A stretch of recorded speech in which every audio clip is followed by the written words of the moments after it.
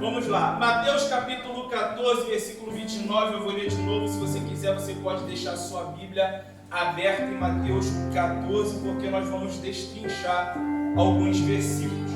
Diz assim: e ele disse: vem. E Pedro, descendo do barco, andou sobre as águas para ir ter com Jesus. O tema da mensagem nesta noite é os 7 segredos para andar sobre as águas.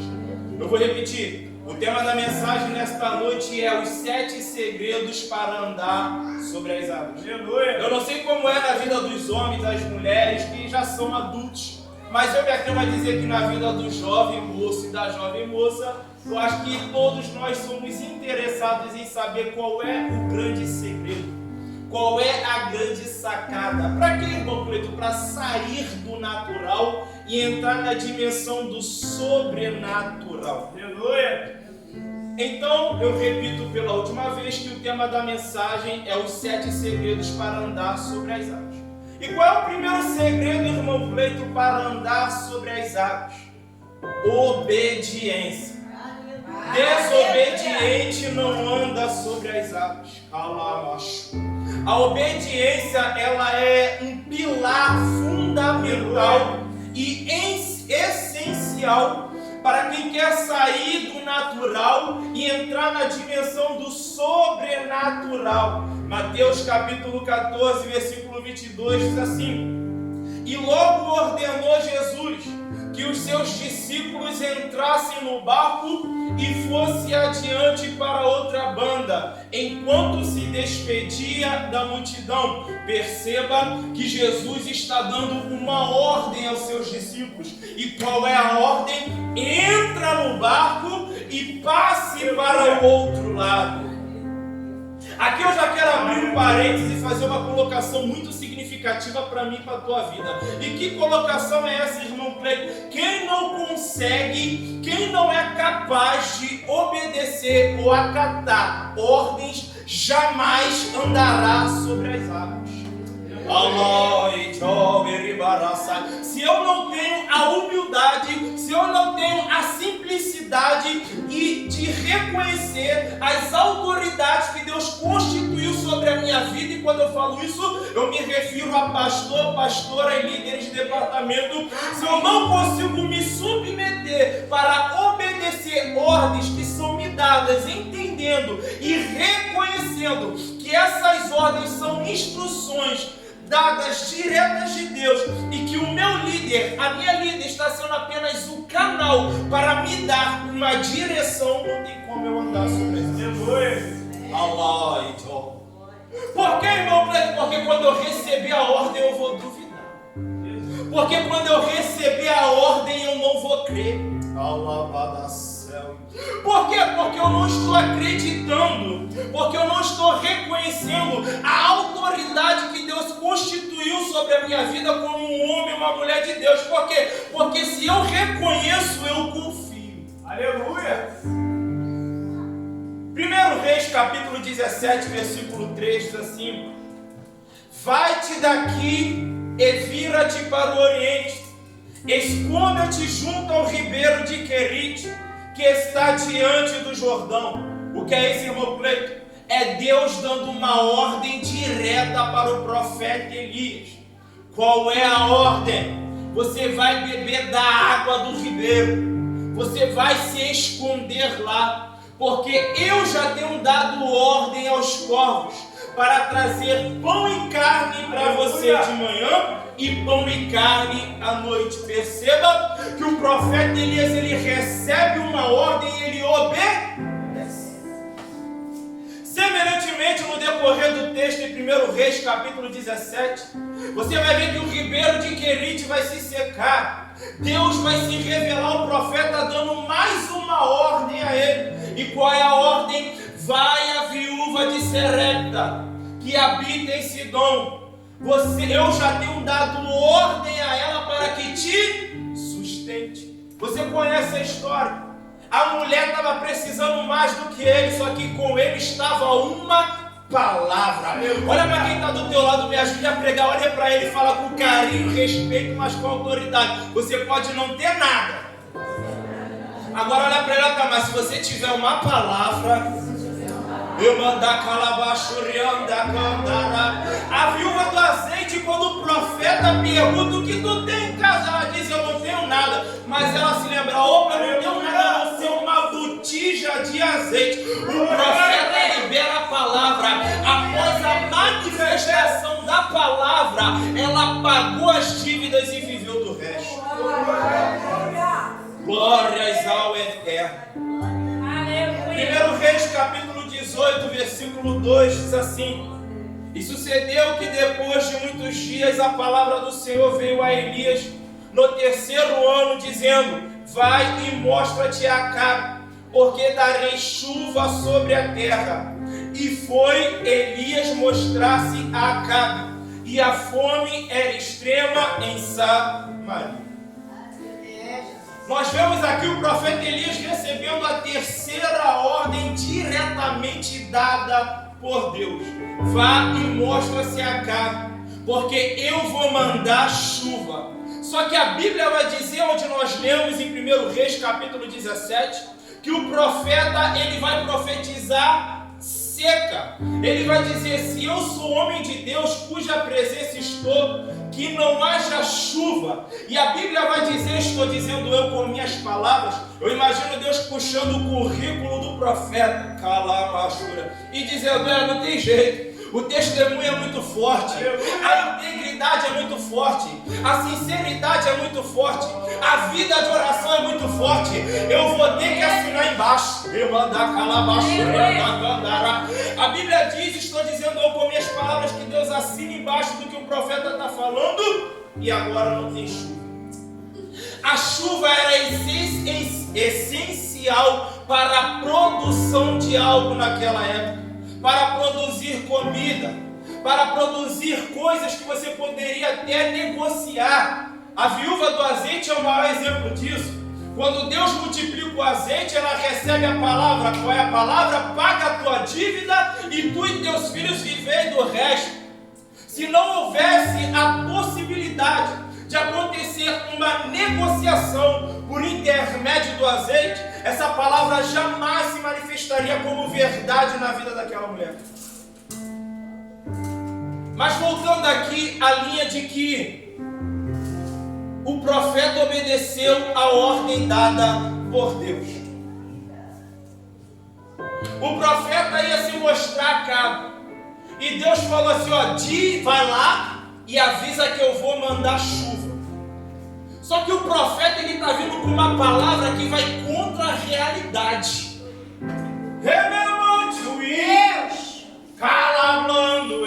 Não, você não entendeu. É o mesmo de você estar morando de aluguel e ainda por cima está devendo, e alguém chegar para você e falar, a casa própria está chegando. Não, você não entendeu. É o mesmo de você ser desafinada, não conseguir cantar bem, e Deus levantar alguém para falar, você vai gravar um salão. É nesse nível, irmão. Por quê? Porque é uma palavra que vem contra a realidade que aquele povo estava vivendo. Aquele povo estava vivendo um período de seca. Mas Deus está usando o profeta para dizer, eu vou mandar chuva. Metade da igreja pegou, eu vou mudar a colocação para você pegar.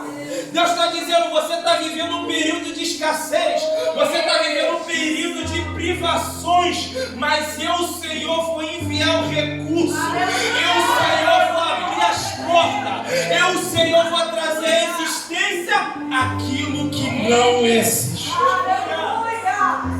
Tu que te calabada sai. Irmão Cleito, ainda não entendi, não peguei. Agora você vai pegar. Você está vivendo um momento de enfermidade. Você está vivendo um momento de angústia. Você está vivendo um momento de dor. E qual é a palavra, irmão Cleito? A cura está chegando. A alegria vai brotar e você vai cantar o cântico. Tu que te calabada sai. Olha para quem está do teu lado, diz para ela com carinho e respeito, a autoridade, a abundância está chegando. Se ele não ouviu e ela não deu glória, é porque não acreditou. Fala de novo, a abundância está chegando.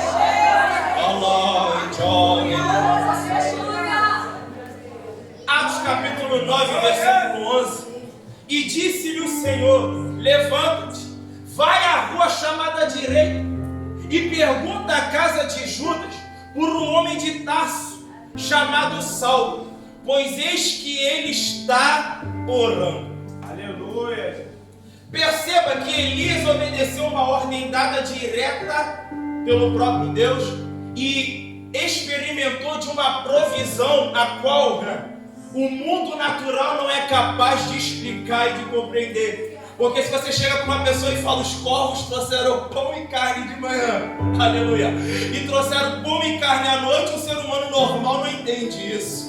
Mas nós que cremos no poder da palavra, não só cremos, como entendemos e tomamos posse. Aí Ananias, ele vai ouvir essa ordem dada direta por Deus.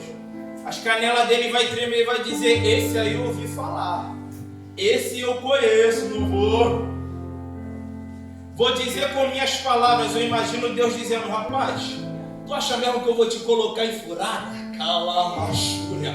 Antes de você ir, eu já fui na tua frente. Aleluia.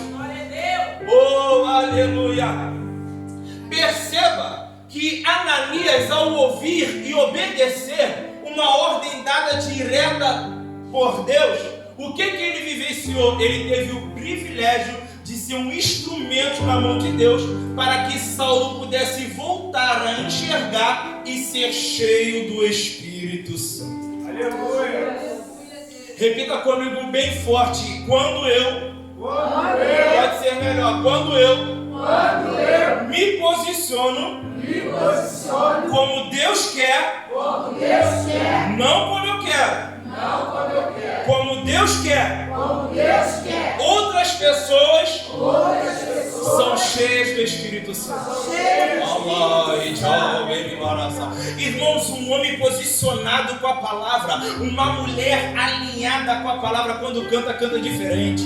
Quando prega, prega diferente. Quando adora com instrumentos, adora diferente. Quando levanta sua voz em oração, ora diferente. Por quê? Porque está posicionado, alinhado com a palavra.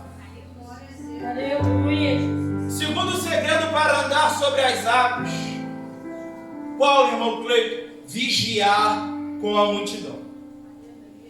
Eu estou aqui para te ajudar a tomar posse da palavra, porque é a palavra que manifesta o novo de Deus na minha, na tua vida. Então repita comigo bem forte: eu preciso vigiar com a multidão.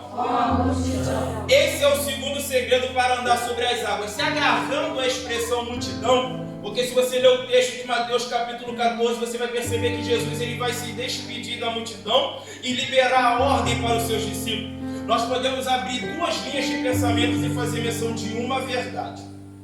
A primeira linha de pensamento: por que, irmão, que eu preciso tomar cuidado com a multidão? Porque é a multidão que aplaude.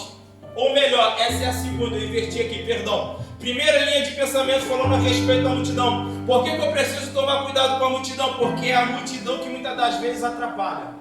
É a multidão que muitas das vezes te despreza. É a multidão que muitas das vezes vem contra a tua vida com calúnia, com injúria, com perseguição e com fofoca.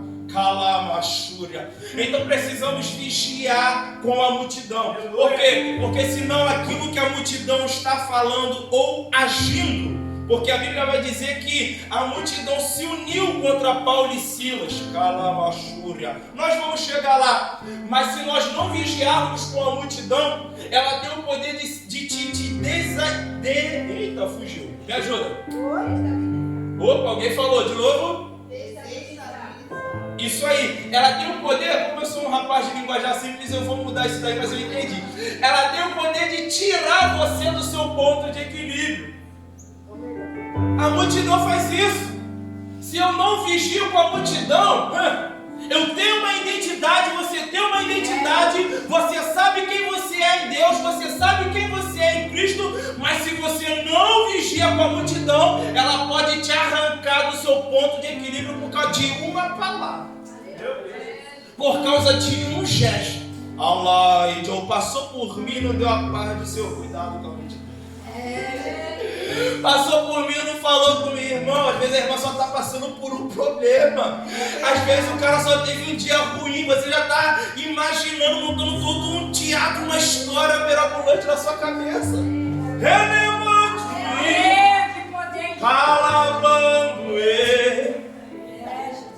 A multidão, se nós não vigiarmos, ela tem o poder de nos tirar do ponto de equilíbrio. Mas eu quero dizer algo para você: não dê peso a palavras de pessoas que não conhecem a tua trajetória, que não conhecem a tua dor, que não sabem o que você passou e passa dentro da tua casa, que não sabem o que você passou para chegar onde está.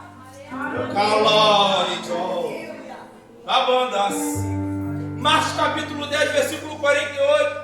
E muitos o repreendiam para que se calasse, mas ele clamava cada vez mais: Filho de Davi, tem misericórdia de mim. É Bartimeu dizendo: eu sei da minha necessidade, eu sei do que eu preciso, e eu sei quem está passando. Você sabe quem está passando aqui? Desde que começou o culto, às vezes a sua boca está calada, mas a tua alma está gritando. Ele conhece. Aí, porque muitos têm a visão e a percepção que o culto é bom quando está todo mundo marchando, está todo mundo rodando. Quem me conhece aqui sabe que eu gosto do mistério, meu peito é terrível, né? Só sangue. Mas é a palavra, irmãos. A palavra, quando eu entendo a palavra, creio na palavra, tomo posse da palavra e aplico a palavra, a minha realidade ela muda. O que está ao meu redor muda. Calamachúria. Bartimeu não deixou a multidão oprimir ele. Eu vou falar. Quem sabe onde quer chegar não é parado pela multidão. As pessoas vão olhar para você e vai dizer: está perdendo tempo nesse negócio aí, mas você sabe aonde você quer chegar. Alguém vai chegar para você e vai falar: para que você vai fazer? Para que você vai fazer naquele culto lá? Mas você sabe quem você veio buscar. E ele tem para dar. Atos capítulo 16, versículo 22. E a multidão se levantou unida contra eles. Olha só. A multidão se levantou unida contra dois homens de Deus, Paulo e Silas. E os magistrados, rasgando-lhes os vestidos, mandaram açoitá-los com varas. A multidão tentou parar Paulo e Silas, açoitando, se unindo contra dois homens de Deus. Eu já preguei isso aqui uma vez, mas eu vou falar de novo. Tem gente que se une, planeja, arquiteta o mal, planeja o mal, consegue premeditar o mal, sabe que é ruim, sabe que vai trazer problemas seríssimos para a sua vida ministerial, espiritual, emocional, às vezes financeiro, mas ainda assim arquiteta e planeja o mal. Mas eu repreendo isso em nome de Jesus. Aqui está uma igreja que vai se juntar e se unir para evangelizar. Vai se juntar e se unir para ajudar na faxina da igreja. Vai se juntar e se unir para somar com a liderança. Segunda linha de pensamento, se agarrando à expressão multidão, partindo do princípio que temos que vigiar com a multidão. Qual é a segunda linha de pensamento, irmão Pedro? Precisamos vigiar com a multidão, porque é a multidão que nos aplaude, é a multidão que nos elogia, é a multidão que vem um tapinha nas costas dizendo: cantou bem, pregou bem, você manda bem no instrumento, você tem uma oração forte, tu que te calabada sai. Porque, irmão Preto, é pecado receber elogio? De jeito nenhum, desde que nós estejamos blindados. Por quê? Porque o problema não é o elogio, o problema é o resultado final que o elogio pode fazer na vida da tua vida.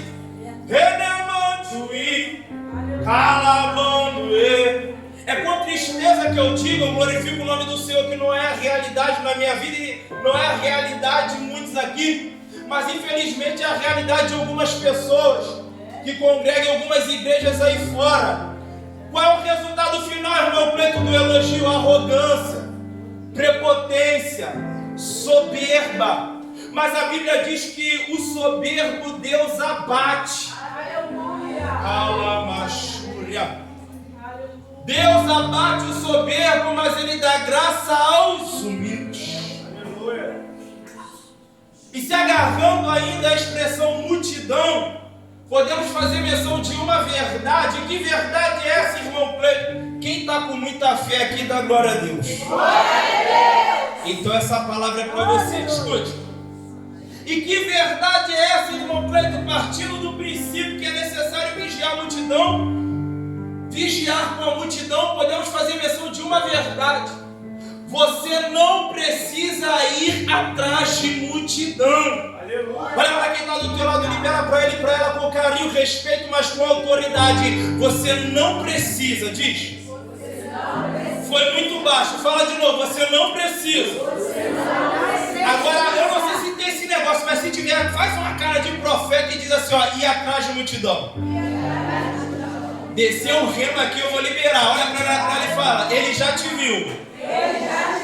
Agora olha para ela e fala, quando o seu tempo chegar, já senti uma glória me envolvendo aqui. As multidões virão até você. Porque te calabadaçai. Irmãos, meu Deus, sentiu aí o peso na atmosfera? É a glória dele. Rememante, o calabrando, o raio. Mas não é qualquer um que pega essa palavra, não. Tem que ter fé para crer. Olha para quem está ao teu lado e diz, você está crendo um pouco. Vai, fala. Deus está falando aqui. Eu vou repetir para quem não pegou, hein? Você não precisa ir atrás de multidões, porque quando o seu tempo chegar, as multidões virão até você. Isso merece um glória a Deus, hein?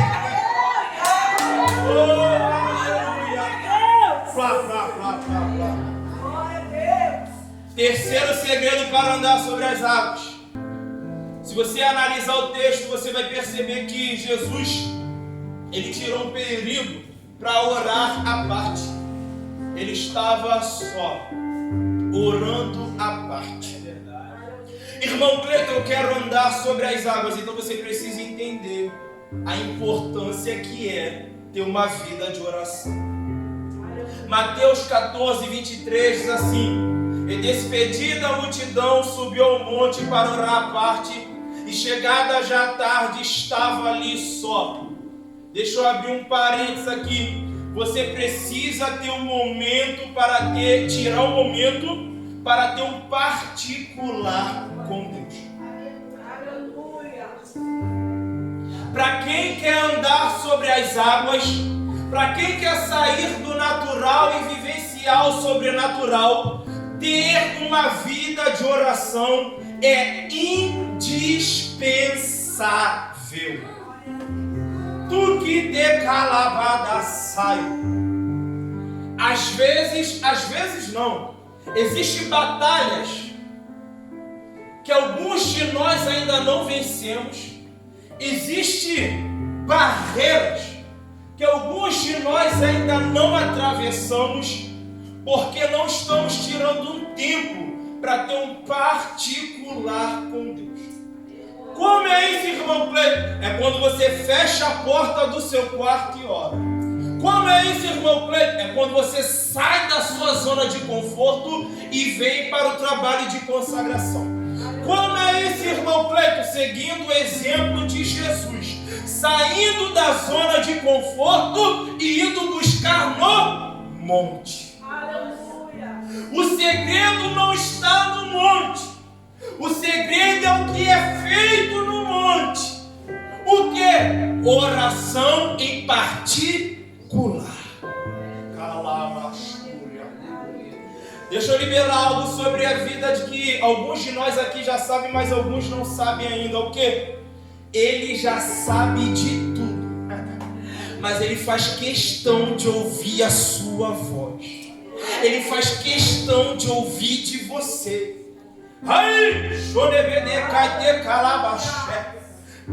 Eu vou falar. Então vamos parar com esse negócio de ser crente muleta, de ir atrás do pastor A, da pastora B, do líder A, da líder C. Ora por mim. Eu sei o que é precisar de uma oração. Eu sei o que é precisar de uma oração. Mas a palavra é: ore você, se posicione você. Por quê? Porque Deus não quer usar o irmão A e a irmã B para falar contigo. Deus quer falar com você e através de você. Glória a Jesus. Aleluia. És livre, Jesus. Maravilhoso. Quarto segredo para andar sobre as águas. Qual é, irmão Cleiton? Ousar na palavra. Libera isso para quem está do lado de frente, para com carinho e respeito à autoridade. Fala: você precisa. Olha para ela e diz: ousar na palavra. Mateus capítulo 14, versículo 28. E respondeu-lhe Pedro e disse: Senhor, se és tu, manda-me ter contigo por cima das águas. Pedro, ele ousou na palavra. Ele ousou em fé e ele ousou na palavra. Irmão, quando você vai na força do seu braço, você se arrebenta. Quando eu vou na força do meu braço, eu me arrebento. Mas quando eu vou na palavra, olha para quem está do teu lado, me ajude a pregar, diz para ela com carinho, respeito, autoridade. A palavra, olha para ela e diz: é estratégia. Oh, aleluia. Agora começa a refletir qual área da tua vida você ainda não venceu. Estava faltando estratégia, Deus está te dando a estratégia hoje, é a palavra. A palavra é a estratégia. Tu que te calabadaçai. 1 Reis capítulo 17, versículo 1, já falamos, mas eu vou dar mais ênfase a isso. Elias, o tisbita dos moradores de Gileade, disse a Acabe: vive o Senhor Deus de Israel, perante cuja face estou, que nestes anos nem orvalho nem chuva haverá, senão segundo a minha palavra. Deus não falou para o profeta Elias: ora que eu vou fechar os céus. Deus não falou para o profeta Elias: ora que eu vou mandar seca. Deus não falou para o profeta Elias: ora porque eu vou enviar escassez. Não, o profeta usou na palavra. Josué capítulo 10, versículo 12 e 14. Então Josué falou ao Senhor no dia em que o Senhor deu os amorreus na mão dos filhos de Israel, e disse aos olhos dos israelitas: sol, detente em Gibeão, e tu, lua, no vale de Ajalon, e não houve dia semelhante a este, nem antes e nem depois dele, ouvindo o Senhor assim a voz de um homem, porque o Senhor pelejava por Israel. Aleluia. Deus não falou para Josué: eu estou te dando uma estratégia para vencer a batalha. Qual é a estratégia, Jeová? Eu vou reter a luz do sol e eu vou parar a lua. Não. Josué estando na guerra, Josué estando na batalha, na peleja, ele usou na palavra. Aleluia. Perceba que um grande sinal está acontecendo, mas dentro de um contexto muito específico. E qual é o contexto, irmão Cleiton? Peleja, batalha, guerra. Quer vivenciar milagre? Quer vivenciar o sobrenatural de Deus? Sai da tua zona de conforto e entra na batalha. Sai da sua zona de conforto e entra na guerra. Irmão Cleiton, eu não entendi. Eu vou mudar a colocação para você pegar. Se você parou de tocar instrumento, volta a tocar. Se você parou de pregar, volte a pregar. Se você parou de cantar, volte a cantar. Eu não sei o que Ele entregou na tua mão e tu parou de fazer, mas Deus está dizendo: eu tenho um milagre para fazer na tua vida. Eu tenho algo novo preparado para você, mas eu preciso que você volte para a peleja. Allah,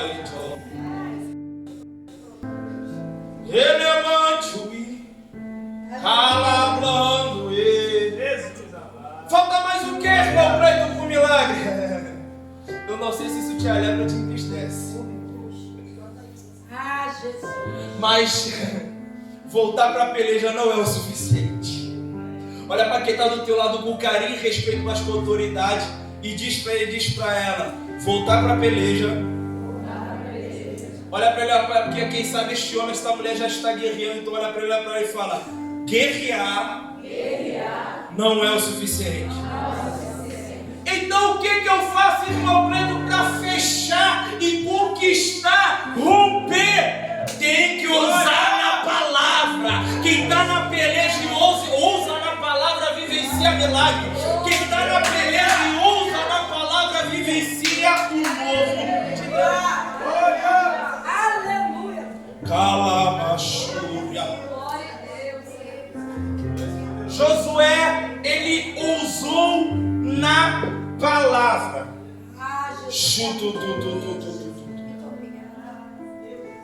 O problema é que nós deixamos as circunstâncias roubar a nossa fé. O problema é que nós deixamos as circunstâncias nos deixar acuados. Em vez de avançarmos mediante as pelejas, mediante as batalhas, quando nós não paramos, nós recuamos. Mas Deus me deu essa oportunidade nessa noite para dizer, chegou a hora de avançar.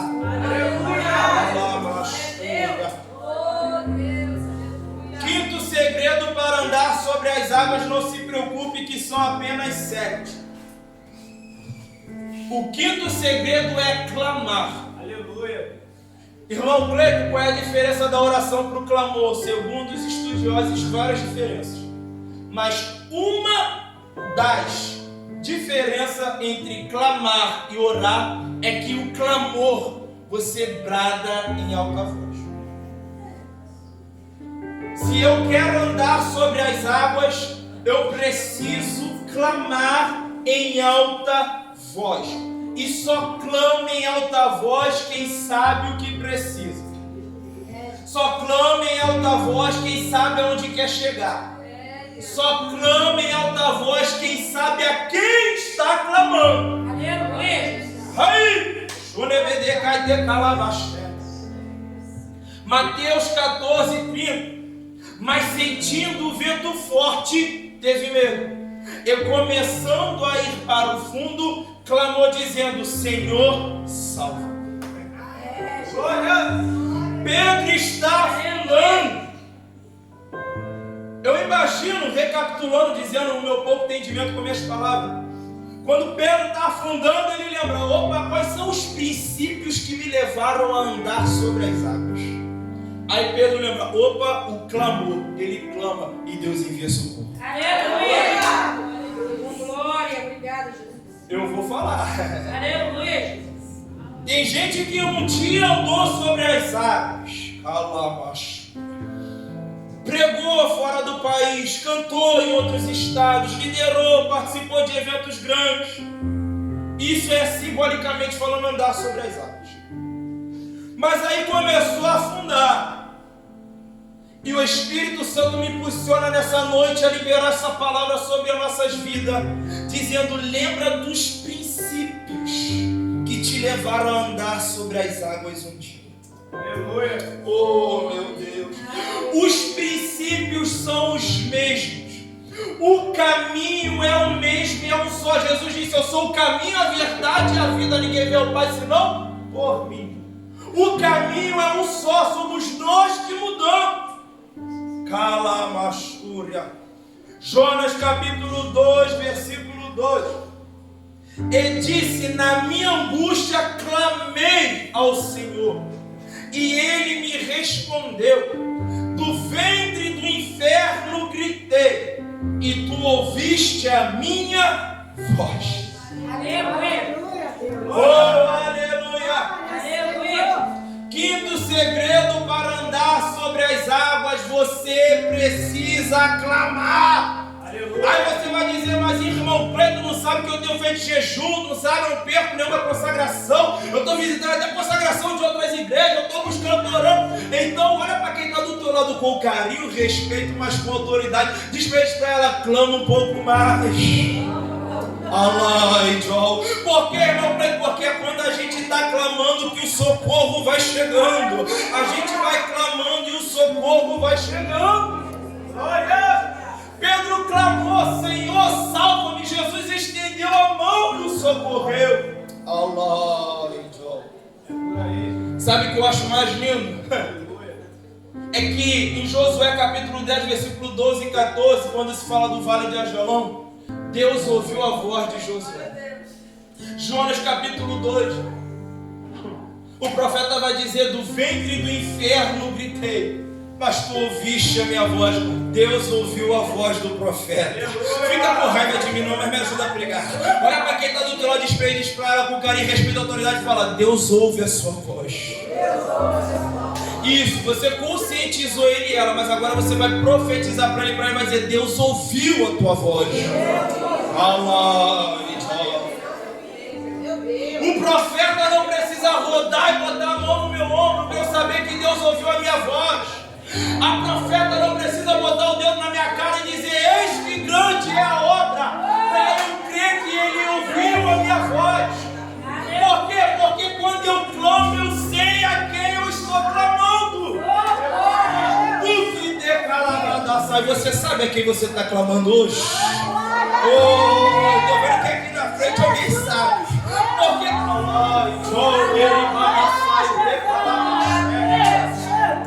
botamos tantas expectativas no irmão A, na irmã B, no parente A, no parente C, no amigo A, no amigo C. E Deus está dizendo para mim e para você, quem vai fazer sou eu. Aí! E eu vou te contar, hein? Quando ele vem de surpresa. Ele tira as palavras da nossa boca porque ele vem de um jeito que a gente nem imagina. Ele vem surpreendendo, irmão. Ou você nunca vivenciou surpresa de Deus? Glórias a ti, Senhor. Eu já preguei isso aqui, talvez alguns de vocês vão lembrar. Elias no deserto. Ele está dormindo debaixo do pé de zimbro. Aí quando ele acorda, ele dá de cara com quem? Com o anjo. E o anjo está com o que na mão? Pão cozido na brasa e botija de água. A surpresa de Deus com o profeta. Deus tem surpresa para a tua vida, moço. Deus tem surpresa para a tua vida, moço.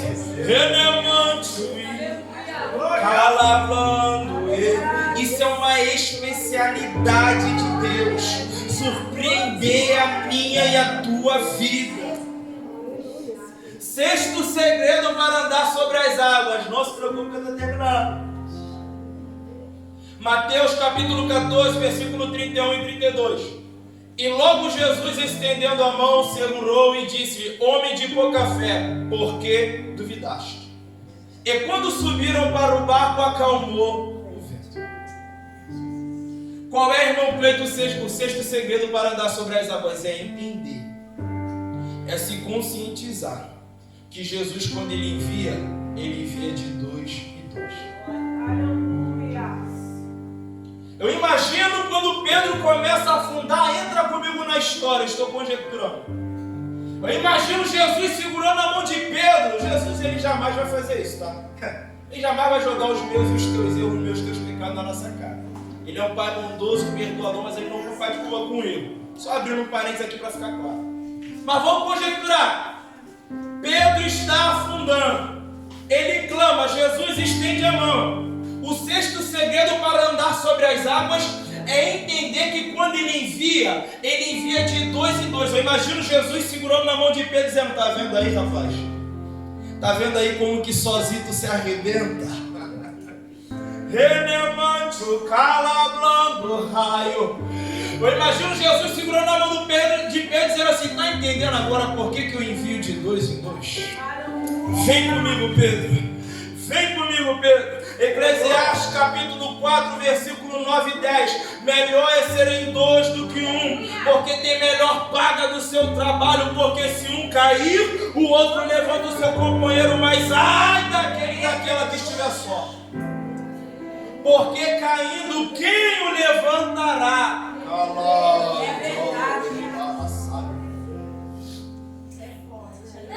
Dá uma olhadinha para quem está do teu lado. Isso. Agora dá uma olhadinha para quem está do outro.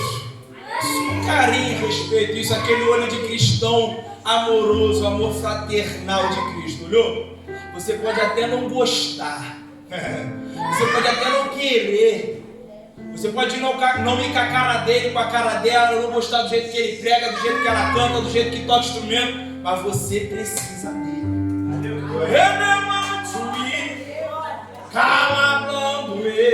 Mas você precisa dela. Por quê? Porque o sexto segredo para andar sobre as águas é entender que quando ele envia é de 2 em 2. O sétimo segredo é semelhante ao sexto, porém diferente. Eu preciso da sua atenção. O sétimo segredo para andar sobre as águas é unidade. Ou seja, é estar no mesmo propósito. Porque tem gente que está junto, mas não está no mesmo propósito. Tem gente que está junto, mas não caminha debaixo da mesma visão. Tem gente que está junto, mas está torcendo para a coisa desandar. Está torcendo para a coisa não acontecer só para dizer, eu avisei. Calabrando. Mas eu glorifico a Deus que eu sei que aqui nessa igreja não tem isso não, né, irmão? Aí, vamos lá. O sétimo segredo para andar sobre as águas é unidade.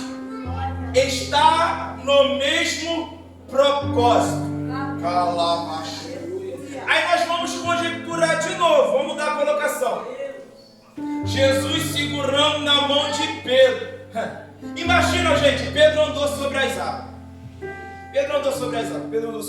Só que agora ele está afundando. Aí Jesus estende a mão e segura a mão de Pedro. Estou conjecturando, hein, irmãos? Pelo amor de Deus. Depois não vai sair por aí dizendo, irmão Cleito falou que Jesus falou. Estou conjecturando. O que é conjecturar, irmão Cleito? Aquilo que poderia ter acontecido, mas a Bíblia não diz que aconteceu. Então vem comigo. Jesus estende a mão para Pedro. Ele vai amparar Pedro. Pedro está afundando. Quando Jesus segura a mão de Pedro, eu imagino Jesus olhando para Pedro e dizendo, Pedro, eu já percebi que sozinho realmente você é muito bom. Pedro, eu já estou vendo que tu dá conta do negócio, hein, rapaz, mas segura na minha mão, Pedro. Vem comigo, Pedro. Mas tu vai me levar para onde, Jesus? Eu preciso te levar de volta para dentro do barco. Mas, Senhor, aqui estava muito bom. Eu estava andando sobre as águas, mas eu preciso te levar de volta para o barco. Por que, Senhor? Eis aí a resposta. Pedro, você é muito bom sozinho, mas eu preciso te levar de volta para o barco, porque eu tenho que te ensinar o que é trabalho em equipe. Eu não sei você, mas eu passei muitos anos da minha vida ouvindo homens e mulheres de Deus pregar com muita sabedoria e propriedade de que ninguém faz a obra de Deus sozinho.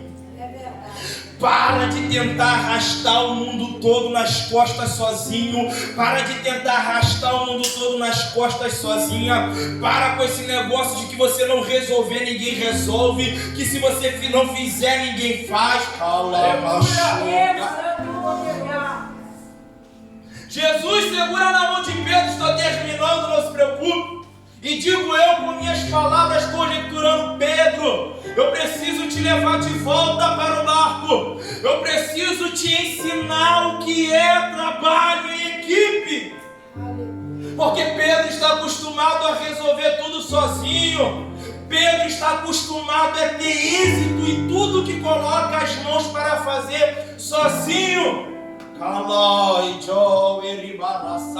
Perceba que há uma diferença entre ser enviado de 2 em 2 e entre estar em unidade, aprender, entender e aplicar o que é trabalho em equipe.